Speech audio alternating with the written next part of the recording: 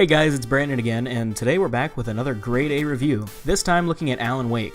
Like I said in my last review, we're going to be looking at 5 categories: story, gameplay, graphics, sound, and replayability. Each of these categories will receive a score out of 10, which will then contribute to the overall score the game gets at the end. If you want the full breakdown, check out my last review, but without further ado, let's dive into Alan Wake.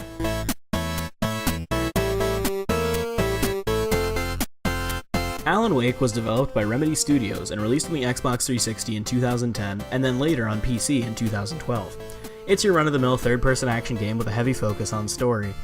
Nothing super interesting went on with the development cycle other than the fact that it took 5 years to produce Alan Wake, so really there's not a whole lot to talk about here. The most interesting parts of the game no doubt lie in the story and gameplay, so I think we'll just move on to the story for right now. Alan Wake puts you in the shoes of the critically acclaimed author of the same name on his way to the small town of Bright Falls in Washington for a much-needed vacation in order to combat 2 years' worth of writer's block. Upon arriving in Bright Falls, Alan goes to retrieve the keys and map to the cabin that him and his wife rented from landlord Carl Stuckey. On the way there, Alan is approached by a mysterious old woman who tells him that Stuckey has fallen ill, so she was sent to give him the keys instead. It's clear from this point on that something isn't quite right in Bright Falls, but all this weirdness comes to a head once Alan and his wife Alice reach the cabin. After a brief argument over Alan's severe writer's block, Alan storms outside. Suddenly, the lights go out in the cabin and Alice screams, prompting Alan to run back inside and check on her. Unfortunately for Alan, he's too late and he sees Alice being pulled off of the balcony by some dark force into the water of the lake below. He jumps in after her and then everything fades to black. Alan ends up coming to a week later, sitting inside his crashed car on the side of the road. With no memory of the past week and no idea where his wife is, you must guide Alan on his quest to find out the truth of what happened to Alice and the events of the past week, while fighting off supernatural monsters coming to life from a horror story that Alan doesn't remember writing. Now, even though that was a pretty long-winded explanation, that's honestly just like the first 15 minutes of the game and is only the setup for a wild ride of a story. If there's one thing that Alan Wake does right, it's undoubtedly the narrative. The story is presented in an episodic format, which I think works out really well given the setting and themes of the game. It's clear from the beginning that Alan Wake takes a lot of inspiration from shows like Twin Peaks and from many of Stephen King's works. The fact that the story is presented in episodes really helps to build suspense, especially with the way the cliffhangers at the end of each episode set up the next one. No matter what you may think is going to happen, the story consistently keeps you guessing at every turn and always finds new ways to surprise you, even at the very end. In addition to that, the story presents a whole lot of interesting ideas about the way that stories come to life and about storytelling as a whole. Unfortunately, there's only so much I can say since I don't want to give anything away. The story is definitely experienced best without any spoilers. Now, aside from the main story, Alan Wake also goes really far out of its way to build up the world around you in quite a few interesting ways. The first is through the collectible manuscript pages littered around the town. These pages are from the horror story that Alan doesn't remember writing that is now coming to life and attacking him and those around him. Some of the pages give you clues as to what's going to happen either in future episodes or later on in the current one, while others describe what is happening to other characters that Alan interacts with over the course of his adventure. In addition to these pages, you can also interact with a lot of the landmarks and signs around the town in order to get more background on the town itself and a lot of the locales that you visit. Finally, you can also find radios around town which let you listen in on the local radio host doing interviews with other characters, giving more depth to people and things that you'd normally just overlook. Thanks to its great narrative and presentation, along with its exceptional world building, I have to give Alan Wake a 10 out of 10 in the story department. Like I said before, Alan Wake is your pretty standard third-person action game. Fortunately, the game goes an extra mile and adds a couple interesting mechanics to make the action a little more fun. All throughout the story, there are lots of themes of light versus dark, with the main antagonist being called the Dark Presence. These themes are central to combat, as in order to damage the main enemies, called the Taken, you must first use some light source to blast away all the darkness surrounding them. This light source usually comes in the form of your trusty flashlight, but also extends to road flares, work lights at construction sites, searchlights, flare guns, flashbang grenades, and even car headlights. Essentially, anything you can get your hands on that makes some form of light is your best friend in this game. Over the course of the game, as would be expected, you become pretty dependent on your flashlight to help you deal with your attackers, which honestly just makes the sections where they take the flashlight from you much more frustrating. Though they're few and far between, they still pop up enough just to piss you off a little bit. This may be a nitpick, but I really do think these segments would work much better if the dodge mechanic was a little more solid. I played through the game on PC using keyboard and mouse, and the dodge and sprint button was mapped to the left shift key. Though I knew I had the timing down, it felt like I was gambling every time I tried to dodge, since when I tapped the key, Alan would sometimes decide to just awkwardly try to sprint instead of doing the dodge that I was expecting. This led to way more unnecessary deaths than it should have, especially when enemies began coming in bigger groups. Speaking of groups of enemies, if you get hit like once when you have about 2 or 3 enemies near you, you're probably going to die. When Alan gets hit, he staggers like crazy, and some enemies can hit you a good 2 or 3 times before Alan can even begin to recover. Now, I get that he's an author and he's not exactly the most battle-hardened guy, but it's just frustrating that if someone sneaks up behind me and hits me once while I'm trying to fend off enemies in front of me, I'm basically fucked. Less than stellar combat aside, Alan Wake does feel decent to control, and the combat isn't so offensively bad that I'd take off a ton of points for it. I do feel it's important to note that the game is more about survival rather than just trying to kill as much as you can. In the game, Alan quotes Stephen King in saying that, "In a good horror story, the characters are never safe, and boy does this game deliver on that. Being that they're made out of darkness, the Taken can come from just about anywhere, provided that you're not standing directly in a beam of light. They can and will come after you from every angle, and it's pretty anxiety-inducing to try and escape them when they start coming in bigger groups towards the end of the game. In addition to this, the Dark Presence can possess inanimate objects in order to attack you, so not even the environments are safe." In all, the gameplay of Alan Wake does well to build up tension and help fuel the suspense that the story lays the groundwork for. Though combat does leave a good bit to be desired, it works well enough and isn't too anger-inducing.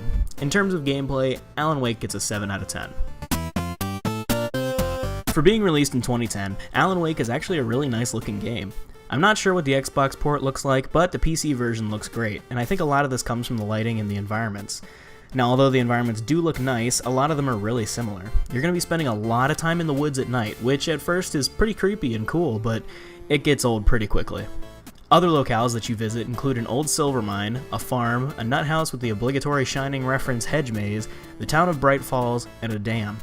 All of these environments are well detailed, fun to explore, and hide a lot of interesting world-related Easter eggs, even if you're only in some of them for a very short time. In addition to having nice environments, the characters look pretty good as well. Again, for 2010, these models are pretty detailed. However, this does come at a price. In some of the cutscenes, the lip sync is just awful, and some of the character animations look just plain weird. Wake up! Shh, baby, just another nightmare. Everything's fine. You dozed off. Right. Anything more than dozed off would be news for everyone. Cheer up, handsome. We're here. If you're ever making a game and you have to choose between your characters looking nice and not moving like robots, please pick the latter. In a game that's supposed to be a psychological thriller, it's really jarring and pretty immersion-breaking to see characters not move in a natural way when they're supposed to, especially when they're not supposed to be possessed or under any sort of spell or, whatever. Either way, aside from the animations and somewhat lack of environmental variation, Alan Wake's a surprisingly nice-looking game and has aged pretty well 5 to 7 years later. In graphics, Alan Wake gets an 8 out of 10. For Alan Wake, its soundtrack and sound design are probably the best parts next to the overall story. As I've alluded to many times over the course of this video, Alan Wake is heavily reliant on atmosphere and world building, and nothing helps create good atmosphere in a game better than good sound design. Like I said earlier, you're going to be in the woods a lot, but every time you are, feels just as creepy as the first time, thanks to the creaking of branches, wind blowing through the trees, shuffling enemies in the brush, and other various subtle sound effects that you'll hear while you're traveling through. And this applies to each locale too, it's not just the woods. No matter where you are, there's always something making the slightest amount of noise to let you know that you're not alone and you could be attacked at any time. Sometimes when enemies are close but not attacking you at the present moment, you'll even hear them faintly talking to themselves, reciting lines the townspeople they possessed would say when they were still alive. When enemies do finally catch wind of you and begin to attack, you'll usually hear it coming before you see it, thanks to the sharp string section notes that play when enemies begin to charge you. As far as the actual soundtrack goes, it's pretty minimal, mostly relying on silence and the aforementioned sound effects to help build tension. However, there are quite a few licensed tracks in the game, usually playing at the end of each episode. Unfortunately, the fact that these tracks are licensed means I can't play any examples or I'd get a big fat copyright strike. However, I can tell you that any game that plays Space Oddity by David Bowie over its end credits is definitely a game worth playing. Thanks to the great way that sound effects are used for building tension and atmosphere and the carefully selected licensed tracks that help tie story sections together and set up each episode, Alan Wake gets a 9 out of 10 in the sound department. Surprisingly, for such a story-driven game, Alan Wake has a pretty good bit of replay value. This is mainly thanks to all the collectibles littering the town of Bright Falls and the surrounding area, and believe me, there's quite a few of them. From coffee thermoses that don't really do much, to the manuscript pages I mentioned earlier, to all the radio shows to listen to, as well as TVs playing episodes of a neat parody of The Twilight Zone called Night Falls, there's a lot to be found that you most definitely won't find on your first playthrough unless you're using a guide. Even then, there's a significant amount of manuscript pages that you can't find unless you're playing on Nightmare difficulty. I actually kind of like the way they did that as an incentive to play the game on higher difficulties in order to get more of the story behind the town. In addition to all that, there are a lot of different signs and things to read around the town to give you insight into the history behind Bright Falls. If you're a completionist and you're looking for a decent collectathon, then I think Alan Wake has got you pretty covered. In addition to all of the collectibles, there are also 2 special episodes that serve to continue the story after the main ending. These are nice, especially if you're looking for a little more after the way the story ended pretty openly. In terms of replayability, Alan Wake gets about a 7 out of 10. After tallying up all the scores, Alan Wake comes out with a grade of 82 out of 100, or a B-. Though the story is an awesome experience and the sound design is phenomenal, gameplay can be very frustrating, especially in longer sessions. Put that on top of pretty bad character animations and bad lip sync, and Alan Wake loses pretty significant points. That being said, this game is absolutely worth your time, and I enjoyed it a lot more than I thought I would.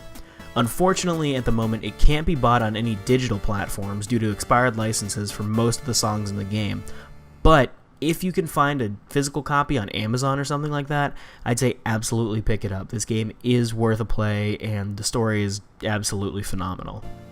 Now, if you made it this far in the video, I just wanted to say a quick thank you for watching. I know this video was kind of a long time coming. I hit a lot more delays than I thought I would, but it's here, it's done, fuck it, I'm moving on to the next one. Again, thank you for watching. If you want to see more, feel free to subscribe, leave a like if you enjoyed it. If you didn't enjoy it, tell me to fuck off, leave a dislike, but tell me in the comments if you've played Alan Wake, if you liked it, or if you have any recommendations for either games you want to see, or what I could do to, do better with these. Always looking for feedback, whether positive or negative. And yeah, just overall, thank you for your time. Got lots of stuff coming soon, and yeah, more games with friends, more reviews, and all kinds of crazy shit. Thanks for watching again, and have a great day.